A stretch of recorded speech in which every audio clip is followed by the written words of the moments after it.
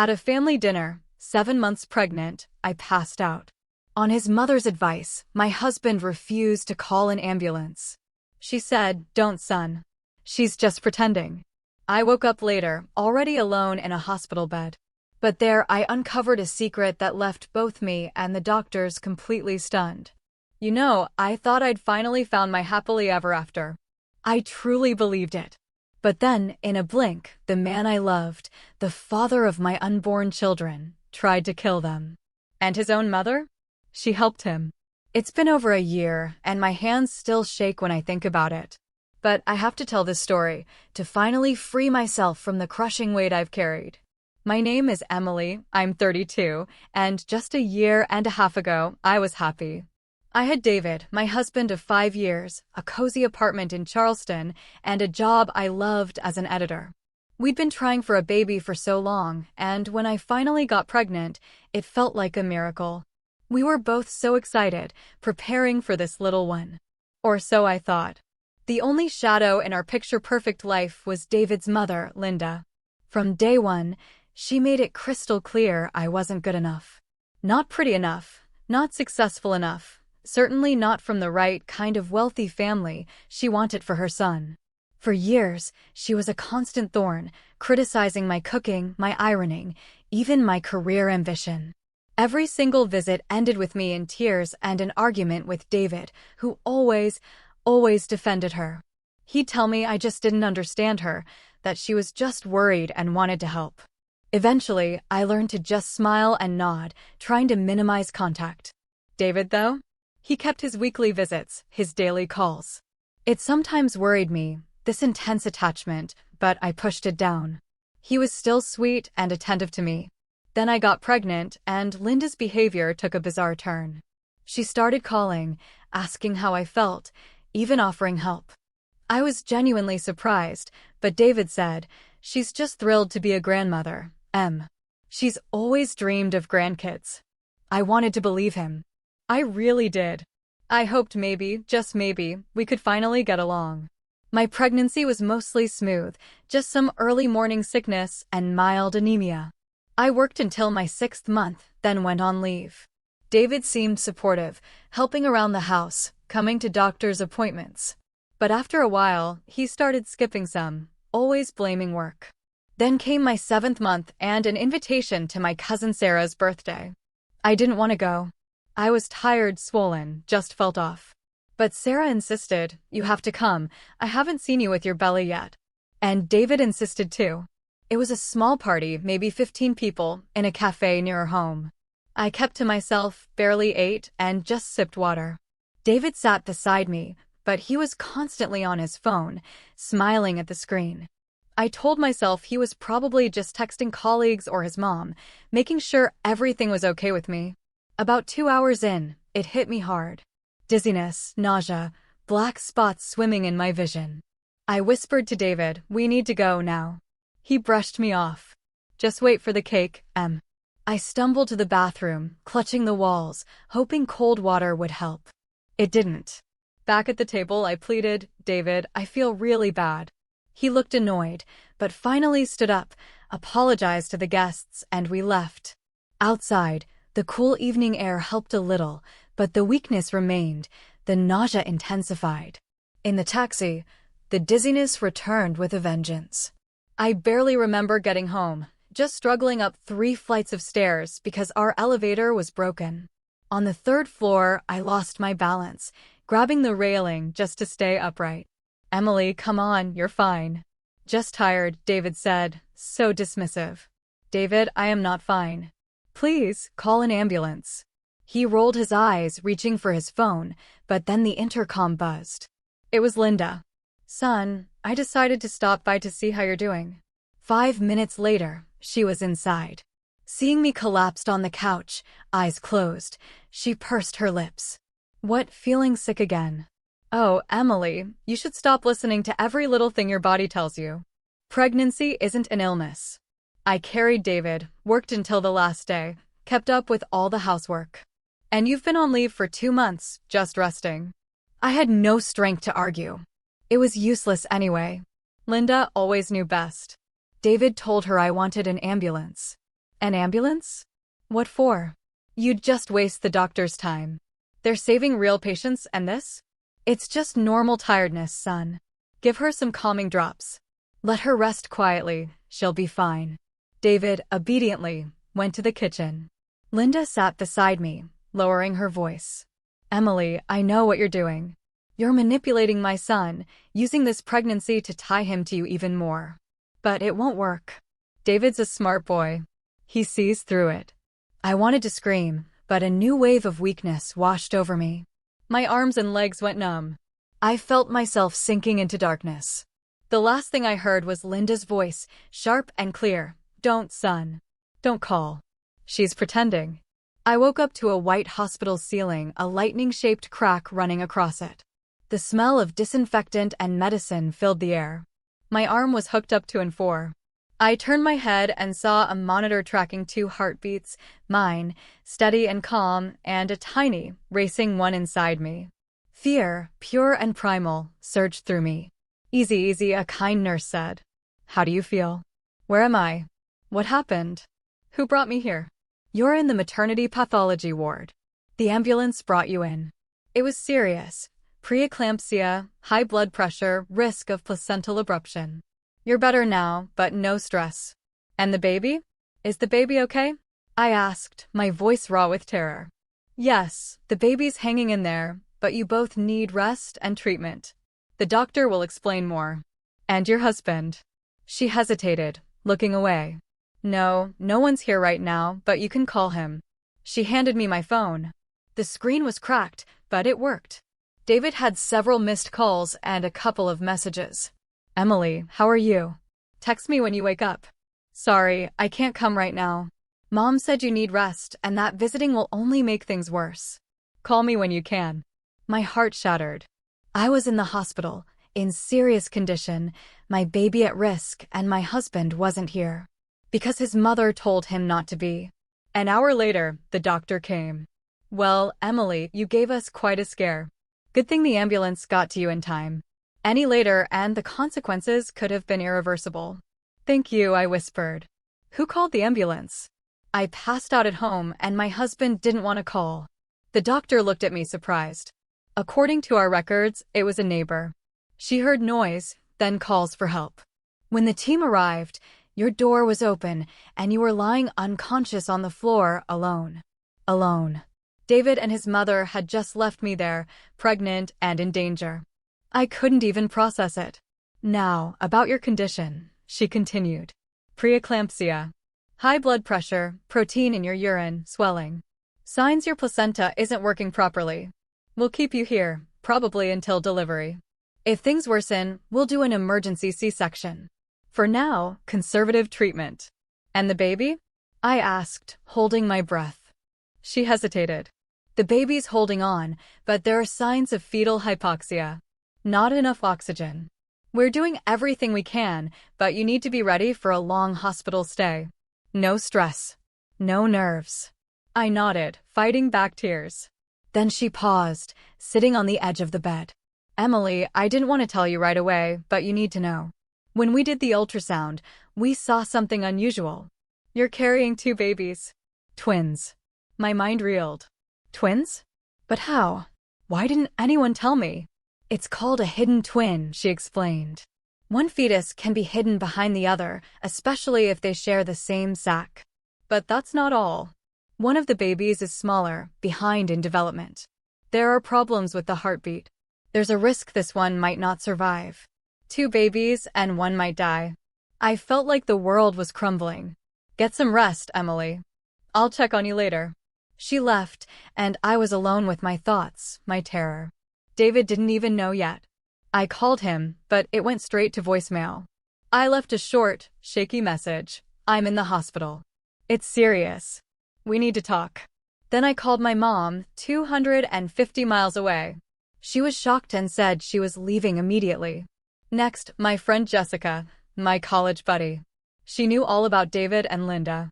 She was furious, promising to come with essentials. That night, sleep wouldn't come. The monitor beeped, tracking 2 tiny heartbeats, one strong and steady, the other weak and uneven. Hang in there, Babies, I whispered, stroking my belly. Mommy's here. Mommy loves you both. I dreamed I was on a beach, two small figures waving at me from the horizon. I walked towards them, but my feet sank into the sand.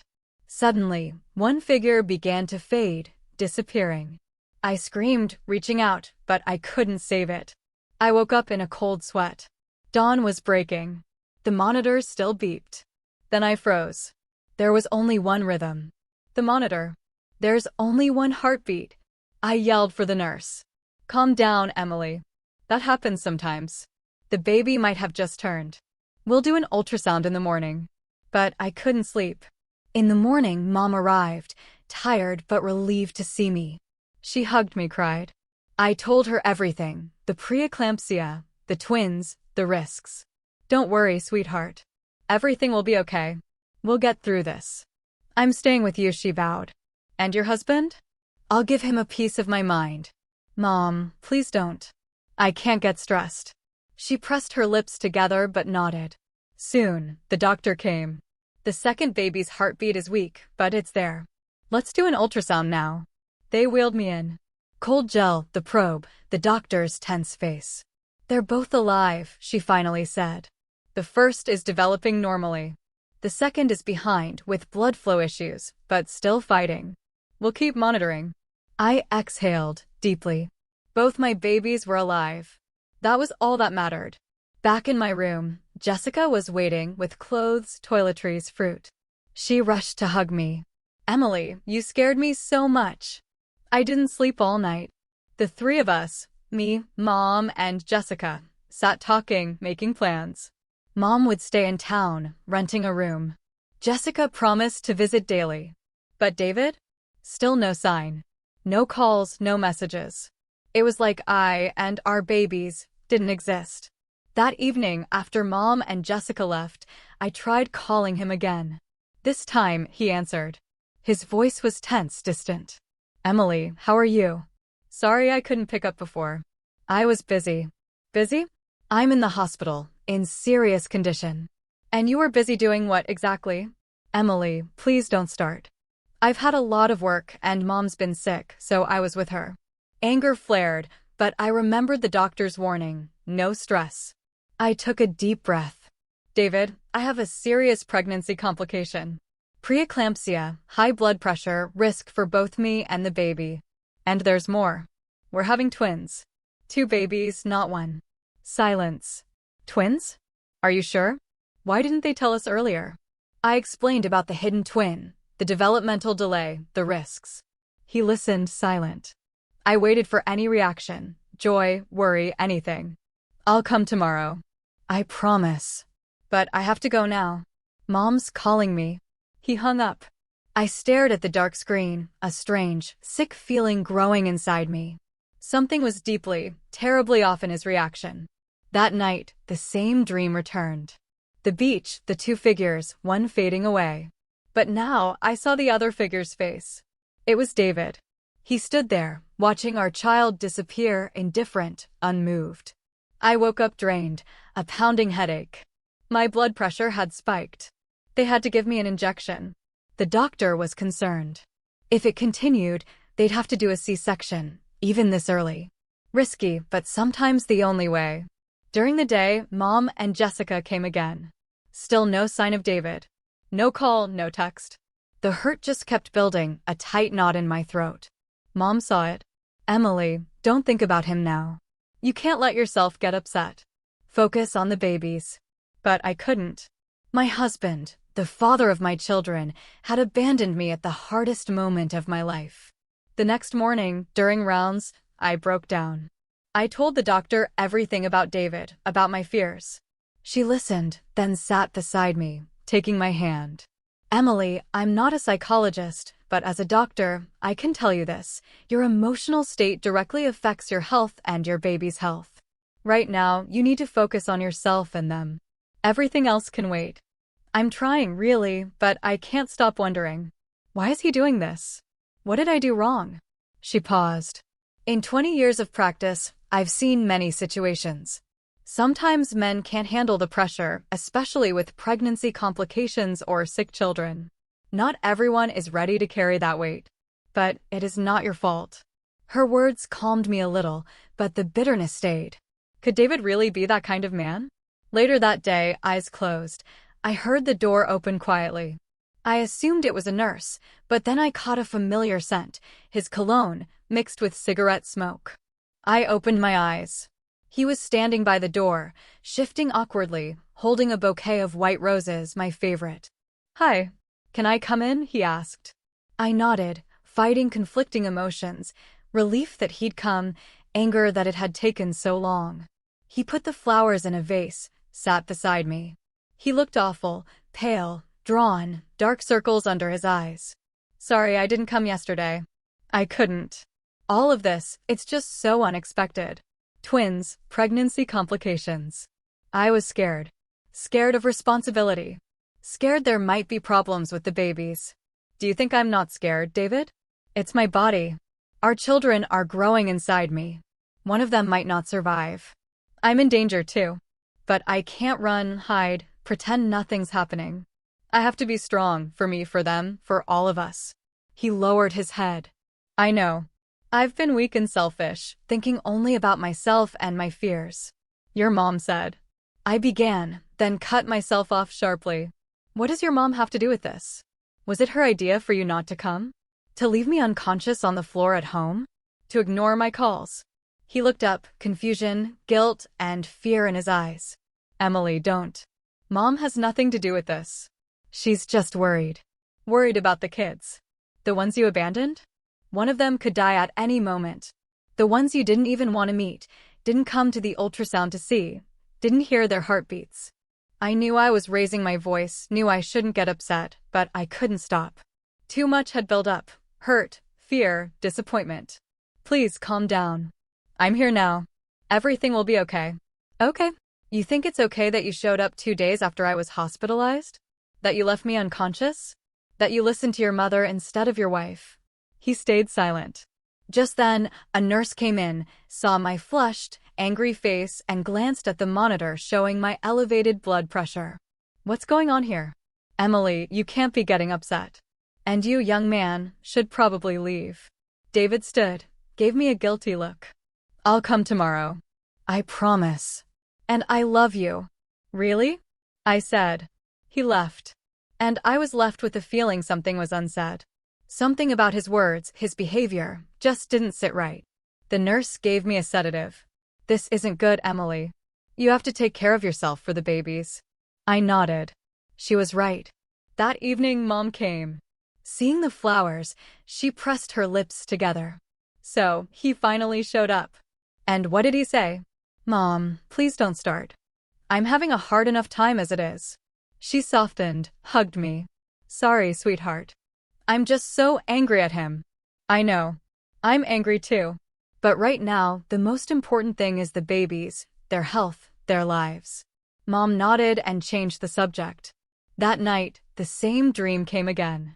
The beach, the two figures, one fading away. But now, I could see the second one. It was Linda. She stood watching as my child vanished, a triumphant, cruel smile on her face. I awoke in a cold sweat. The monitor showed 2 heartbeats, one strong, the other weaker, but steady. My babies were alive, both of them, and I had to do everything to keep it that way. In the morning, the doctor checked me over. "Emily, your blood pressure has stabilized, which is good, but you need to continue treatment, strict bed rest, and avoid stress." "That's crucial." "Doctor, tell me, do they have a chance, both of them? Could they both be okay?" She hesitated, then answered honestly. "There's always a chance. The first baby is developing normally and most likely will be fine. The second one is smaller, weaker, with blood flow issues, but babies can surprise us sometimes. The weakest are the ones who fight the hardest. So, yes, there's a chance, but you need to be prepared for anything." I nodded. No one could give me a guarantee. But the fact that a chance existed was enough. I had to hold on to it. That afternoon, David came. No flowers this time, but a bag of fruit and juice. He looked better, more composed. "Hi, how are you feeling?" "Better. My blood pressure is stable. The babies are okay as much as they can be." He sat beside me, his fingers cold and trembling slightly. Emily, I want to apologize for everything. For not being there when you were admitted. For not answering your calls. For leaving you in the apartment that day. I stayed quiet, waiting for more. I panicked when you fainted. I didn't know what to do. Mom said we shouldn't call an ambulance, that you were just tired and needed rest. I believed her. She's my mom. I've always trusted her. Then we left. She said she needed me to walk her home, that you'd be fine, that you'd wake up soon. I listened in disbelief. They had simply walked away, left me unconscious, in danger, because his mother told him to. And you didn't think to come back? To check on me? To make sure I and the babies were okay? He lowered his eyes. I thought about it, but Mom said it would look like I didn't trust her and that it would hurt her feelings. And I listened to her again. His voice was full of despair, helplessness. David, do you realize what could have happened? I could have died. Our babies could have died because you listened to your mother instead of using your own judgment. He nodded, not looking up. I know, and I'm not asking for forgiveness, because something like that can't be forgiven. I just want you to know that I understand my guilt, and I'll try to change, for you, for the babies.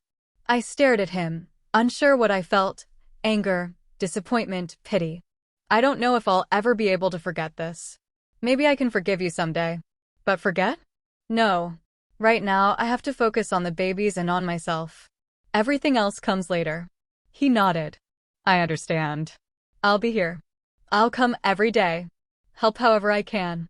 And I'll talk to Mom. Make her understand she's wrong. I gave a faint smile. I'd heard that promise before. All right, David. Talk to her if you can. Just then, a nurse came in with a new IV and some pills. David stood and kissed my forehead. I'll come tomorrow. And I love you, Emily. Really. He left. And that same sense of something unsaid lingered, like he was keeping something from me. The nurse set up the IV, gave me the pills, and checked the monitor. Everything looks good, Emily. Both babies are holding on. Especially the second one.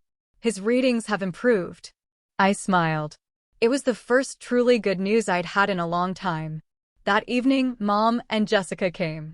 I didn't tell them what David had said, what I felt. I just couldn't. After they left, I picked up my phone and decided to check my email. I hadn't looked in a while. I skimmed through, deleting junk. Then I noticed something odd. In the deleted folder, there was an email from David. But he never emailed me. We always used phone or messaging apps. I opened it and froze. It wasn't for me. Then I remembered. A few months ago, his laptop had broken, and he'd used mine to send some documents, asking for my email password. He must have forgotten to log out. He must have sent this, thinking he was on his own account.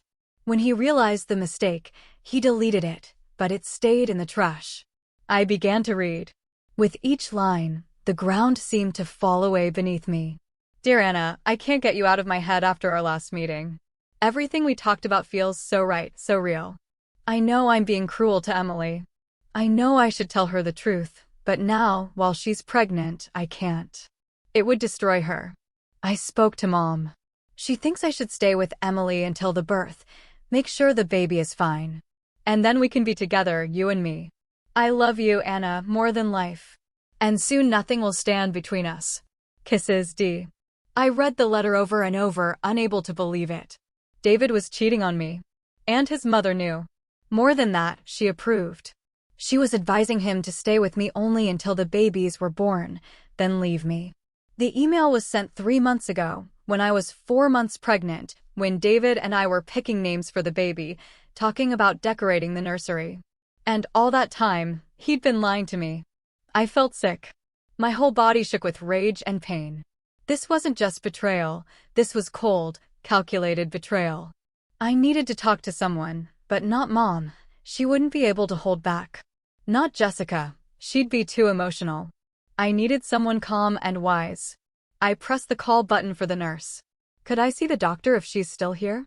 A few minutes later, the doctor came in. One look at my face and she was on alert. Emily, what happened? Are you feeling unwell? No, physically I'm fine, but I just learned something, and I don't know how to live with it. I handed her my phone with the open email. She read it, frowned, then looked at me with sympathy. Emily, I'm not a psychologist, but as a woman, I'll say this. Things like this happen. Men can be weak, selfish, even cruel. And from the looks of it, your husband is exactly that. What am I supposed to do? I'm pregnant, in the hospital with complications, carrying twins, one baby is in danger, and now I find out my husband is cheating and planning to leave me. And his mother knew all along. She sighed and sat beside me. Right now, you need to think only about yourself and the babies. Everything else comes later. When you've given birth, recovered, and are ready to make decisions. For now, keep going. Don't let him know you found out. Don't start a scene. Protect your nerves and your health. But how? How can I pretend nothing happened? It's hard. Very hard. But you have to for the babies. They're innocent, and they shouldn't suffer because of who their father is. I knew she was right.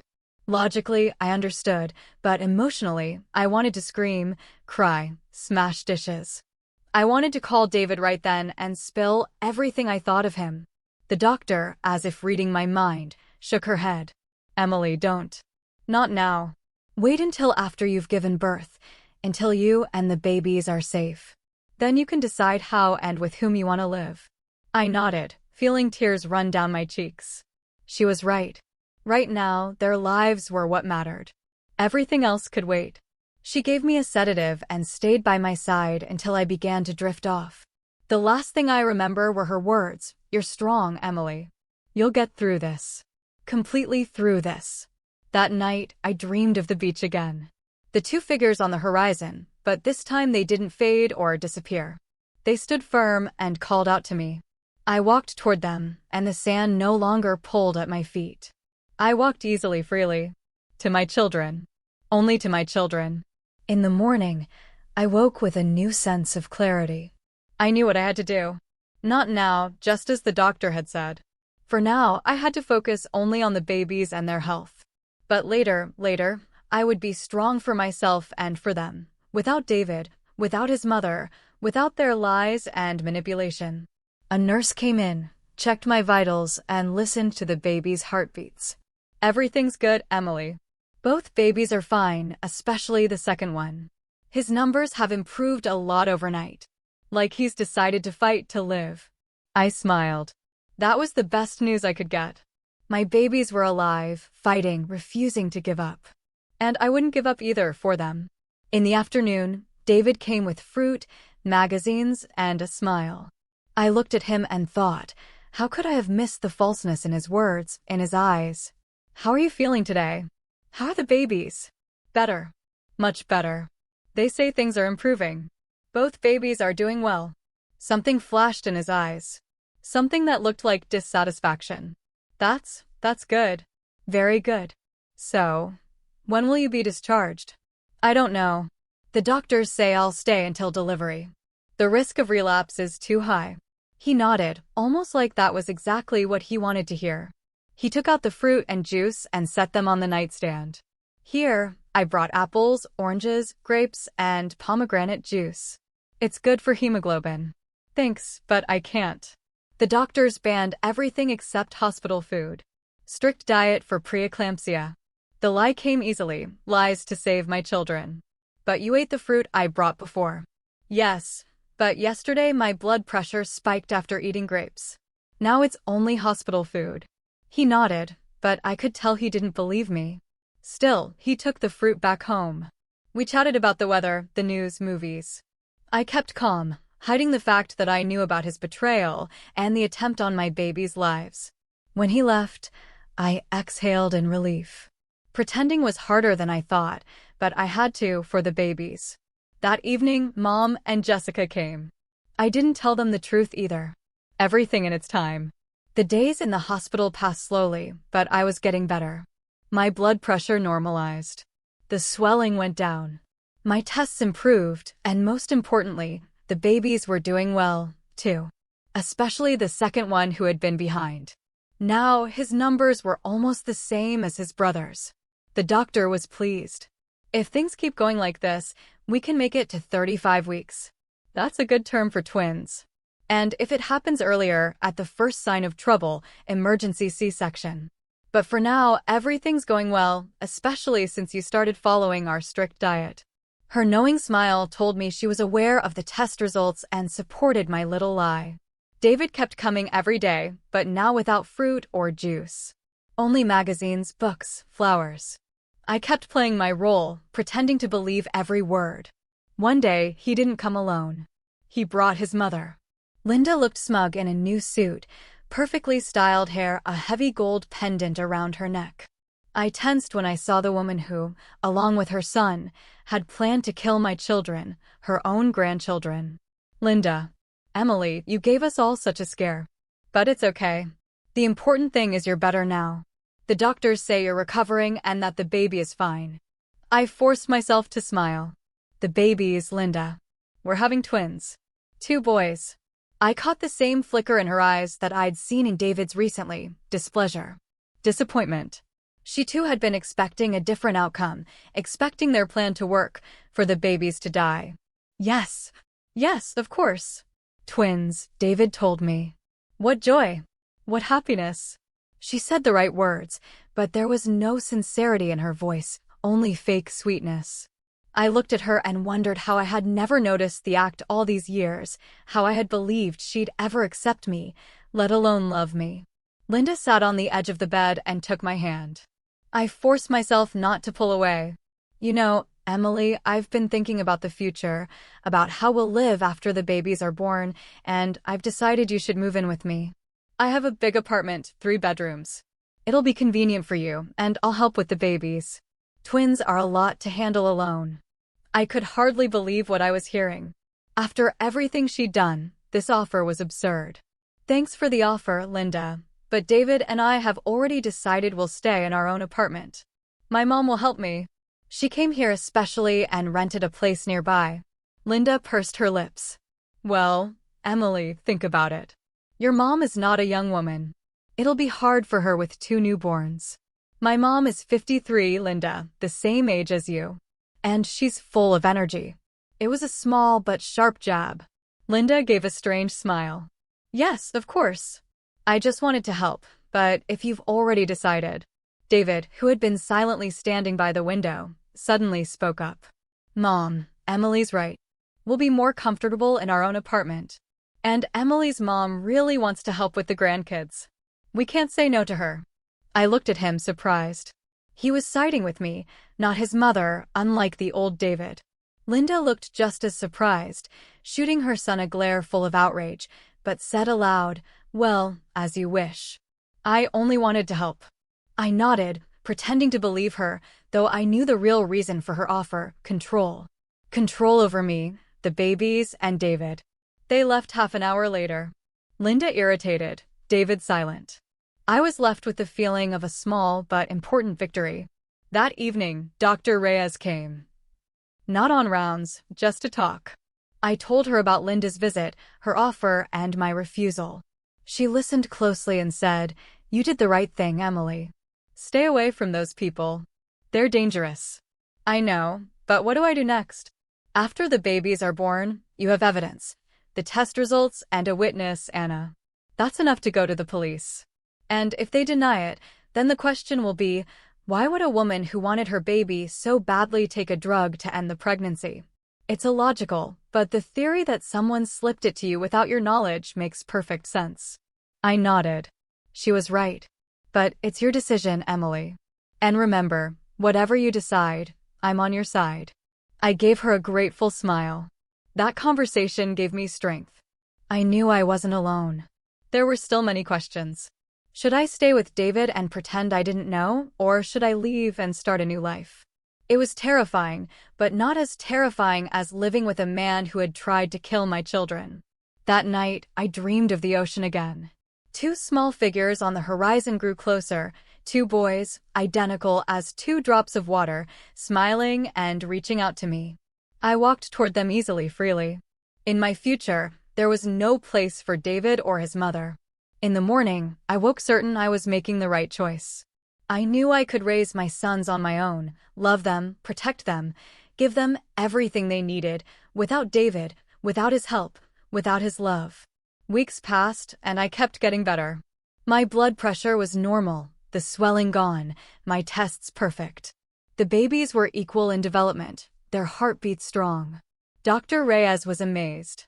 In 20 years of practice, I've rarely seen such a fast improvement with preeclampsia, especially with twins. It's almost a miracle. It's not a miracle, I smiled. It's just that my body and my babies are finally free from poison. By the 35th week, I was ready to give birth. The doctors decided on a planned C-section because of the twins and my history of preeclampsia. I agreed.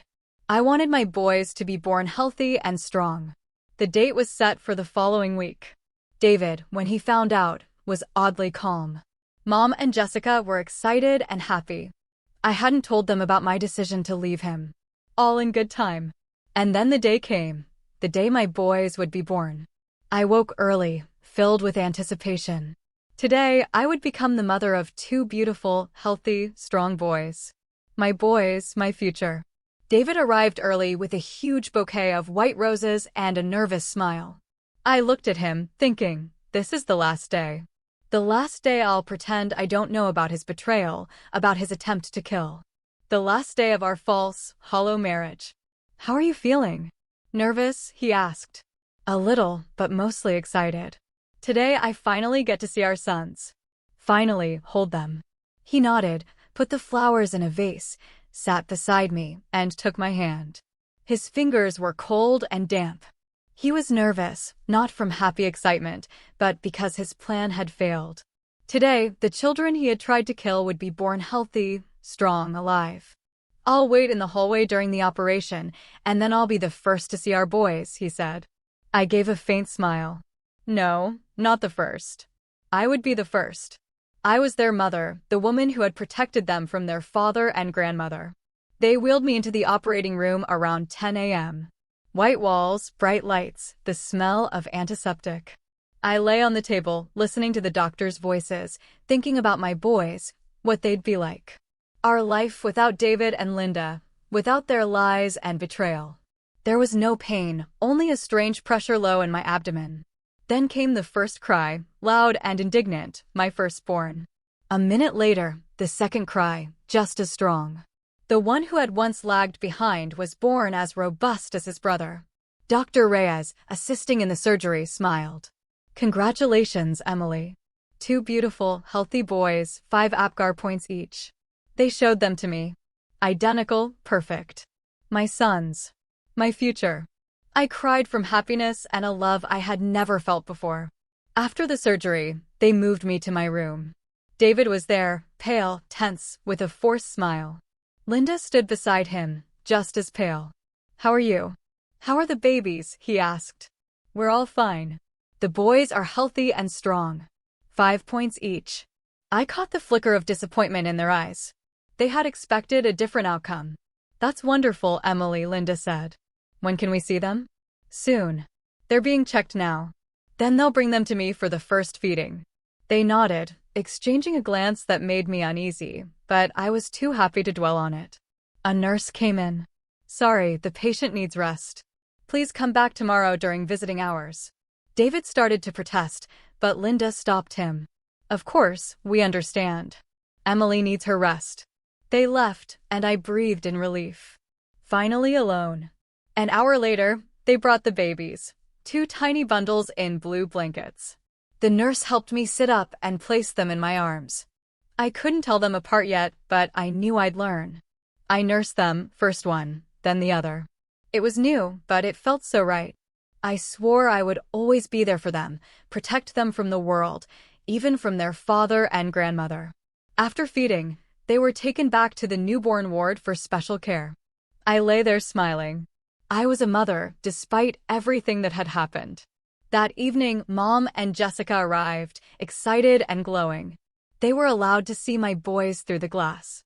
Emily, they're so beautiful, so perfect, Mom said. 2 little angels, and they look so much like you as a baby. I was glad she saw my reflection in them, not David's. Have you chosen names yet? Jessica asked. I thought for a moment. David and I had discussed options before, but that was before I learned the truth. Now, I wanted new names. Names I chose myself. I'm thinking Ethan and Matthew. Ethan means strong. Matthew means gift from God. Because they are both the greatest gift of my life. Mom and Jessica nodded in approval. We talked late into the evening about the future, but I didn't mention my plan to leave David. I didn't want to darken the day. That night they brought the boys again for feeding. I held them and felt so much love my heart could burst. In the morning, Dr. Reyes came, checked my stitches and said, "You're healing well, Emily. If it continues like this, we can discharge you and the babies in a week." Home. The word made me pause. Not to the apartment where they had tried to poison me. No, Dr. Reyes. I'd like to speak with you in private. It's important. Of course, I'll stop by after rounds, she said. Around 11, David came with flowers and toys, his eyes watchful. How are you feeling? How are the boys? Good. They're both fine, I replied. He gave me a quick look, as if he suspected something. What do you mean, despite everything? I took a deep breath. No, not time for confrontation yet. First, I had to make sure I had a plan to live without him, without Linda, without their lies and betrayal. I just mean they were born early. The doctors said there could be problems, but there aren't. They're perfectly healthy. He relaxed, nodded, believing me or pretending to. I'm glad. Really glad. They are our future, Emily. Our sons, our family. I looked at him and thought, how can he say those words? Pretend to love the children he tried to kill? We talked for a few more minutes about the boys, about plans, about a future I knew would never happen. I nodded, smiled, pretended to believe every word, even though I was boiling inside. When he left, promising to come back in the evening, I breathed out in relief. Pretending was getting harder, but I had to, until I knew my children were safe. At noon, Dr. Reyes came as promised. She sat beside me. What did you want to talk about? I'm not going back to my husband after I'm discharged. I can't. Not after what I've learned. She nodded, unsurprised. That's your decision, and I respect it. But where will you go? With 2 newborns. To my mom. She rented an apartment nearby, 2 rooms. She'll help until I'm back on my feet. Until I find work. Dr. Reyes nodded. And your husband? What will you tell him? The truth. That I know about the affair, about his plan to leave me after the birth, about the attempt to poison me and cause a miscarriage. And that I'll never allow him near the children. He might deny it, and he has legal rights as their father. I have proof. The test results showing misoprostol in my blood, and a witness, Anna, who heard him talking to Linda about getting rid of the babies. That's enough to take away his rights and open a criminal case. And are you ready for that? For court, for publicity, for scandal. I hesitated. Part of me wanted justice, for him to be punished. Another part just wanted to start a new life without a trial, without the public knowing. I don't know. You don't have to decide now. You have time. Think about it, Dr. Reyes said. Whatever you decide, I'm on your side. After she left, I stared out the window for a long time. Yes, it would be hard and frightening. But for my boys, I was ready for anything. That evening, Mom and Jessica came with food, news, and warm smiles. I wasn't sure if I should tell them, but looking at their faces, I knew they had to know. Mom, Jess, I need to tell you something. It's hard, but you have to hear it. And I told them everything, about David's affair, his plans, the attempt to poison me, and my decision to leave. They listened silently. Mom's eyes were filled with pain and anger. Jessica's with fury and a need to act. Sweetheart, this is terrible. How could he? Mom said, hugging me. I don't know, Mom, but I'll never let them near my children. Never. He needs to be held accountable, Jessica said. Both of them should answer for trying to kill you and the babies. I'm thinking about it, but I'm not sure I'm ready for court and publicity right now. Don't decide now, Mom said gently. We'll be here for you. We'll help you with everything. Yes, Jessica added. We're with you. And those people will never come near you or the kids again. I smiled through my tears, feeling endless gratitude. We discussed plans. Mom offered her apartment. Jessica offered to help with housing and legal matters. When they left, I felt calmer, more certain in my choice. a path without David. That evening he came again, alone, without his mother. The same fake smile. How are you feeling? How are the boys? We're good. The doctors say if things stay this way, we'll be discharged in a week. He sat next to me and took my hand. I've prepared everything at home. Bought cribs, a twin stroller, toys, clothes, everything you need. I nodded, not telling him I'd never return there. And my mom helped.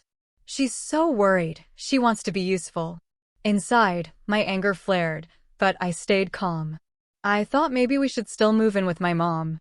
She has a big apartment, 3 rooms. It'll be comfortable and she'll help with the kids. Twins are a lot of work for one person. I stared at him in disbelief. He was still pushing this after everything after I'd already refused. Was it stubbornness, persistence, or part of some new plan I didn't yet know about? No, David, we've already discussed this. We'll stay in our apartment. My mom will help me. She came here for that and rented a place nearby. He frowned, clearly unhappy with my answer. But think about it. My mom has more experience raising children. She raised me alone after my father died. She knows how to take care of kids. And my mom raised me and my brother. She knows how to take care of kids too. And she's free now, not working, and can devote herself completely to her grandkids. David sighed, annoyed by my stubbornness. Fine, have it your way. But if you change your mind, my mom's help is still on the table. I nodded, not saying that I would never change my mind and would never let his mother near my children. He stayed a little longer, talking about work and plans for our future, a future I knew would never exist. I half listened, playing the role of the trusting wife. When he left, I exhaled in relief. 1 more week. 1 week of pretending, then I'd be free of him, of Linda, of their lies and evil. The days in the hospital dragged. I recovered from the surgery, learned how to care for the babies. The doctors were pleased with our progress. David came every day. Sometimes Linda came with him, wearing the same fake smile. I smiled back, hiding my hatred. Mom and Jessica also came daily, bringing everything I needed. Mom set up the apartment. Jessica handled paperwork and legal matters. And then the day came, the day I would start my new life without David and his mother. Dr. Reyes examined us, signed the papers. You're good to go, Emily. But the first weeks will be the hardest, especially with twins. Don't hesitate to ask for help. Thank you for everything, Dr. Reyes. I don't know what I would have done without you. You're strong, she said. You'll manage. By 10 a.m., Mom and Jessica arrived with clothes, documents, and a new stroller. We dressed the boys in matching blue jumpsuits, bundled them up, and placed them in the stroller. I changed into regular clothes. I felt strange, but also free, ready to start over. Then David walked in, holding a bouquet of white roses, smiling, but with tension in his eyes. He froze when he saw us ready to leave. What's going on? I thought we'd go home together. I called a taxi. I looked at Mom and Jessica. They nodded. David, we need to have a serious talk. He frowned. About what? What happened? I know everything. About your affair with Anna. About your plan to leave me after the birth. About the attempt to poison me to cause a miscarriage. About all the harm you and your mother have done to me and the kids. He paled, stepping back. What are you talking about? This is postpartum depression. Don't lie. I have proof. The test results showing misoprostol in my blood, and a witness, Anna, who heard you talking to Linda about getting rid of the babies. That's enough not just for divorce, but for criminal charges. He stayed silent, not knowing what to say. Mom stepped beside me. Emily and the children are coming with me, and I demand that you don't try to contact them or interfere in their lives.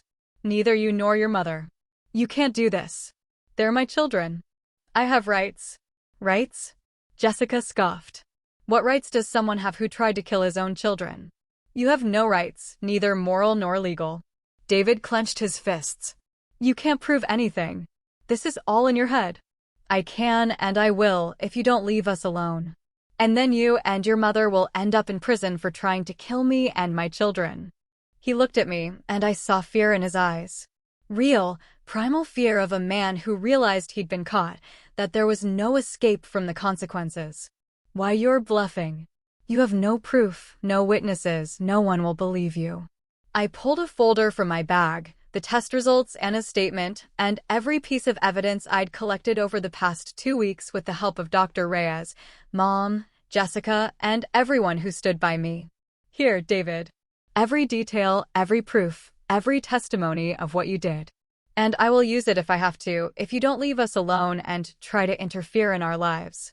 He stayed silent, realizing he had lost, that his plan had failed, and he had no choice but to back down. Fine, Emily, you win. I'll leave you alone. But remember, you're taking a father away from his children. A father who loves them, cares for them, wants to be part of their lives. I gave a bitter smile. He was still lying, still pretending to care for the children he had tried to kill. Leave, David, and never come back. Neither you nor Linda. Never come near my children again. He stood for another moment, as if he wanted to say something, then turned and walked out of the hospital, out of our lives for good. I exhaled, feeling the weight of lies, fear, and pretending lift from my shoulders. A weight I had carried ever since I learned the truth about David's affair, his plan to leave me after the birth, and his attempt to poison me and cause a miscarriage. Mom hugged me tightly. You did it, sweetheart. I'm proud of you. Jessica hugged me, too, holding me in support. The three of us stood together, 3 women ready to protect and love my boys. A few minutes later, we were ready to leave.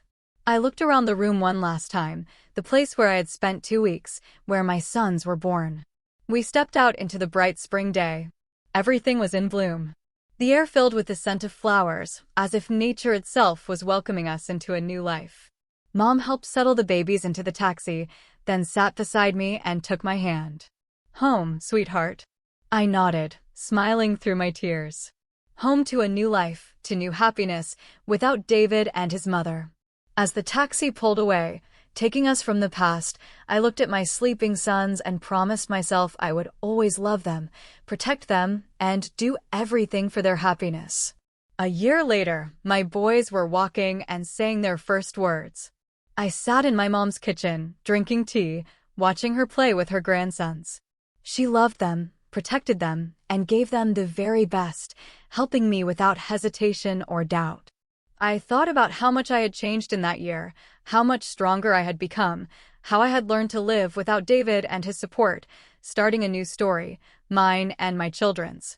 It had been hard, especially those first months with 2 newborns. But I had made it with the help of Mom, Jessica, and everyone who stood by me. Now I could see with certainty. I was happy with my sons, my mom, and my friends.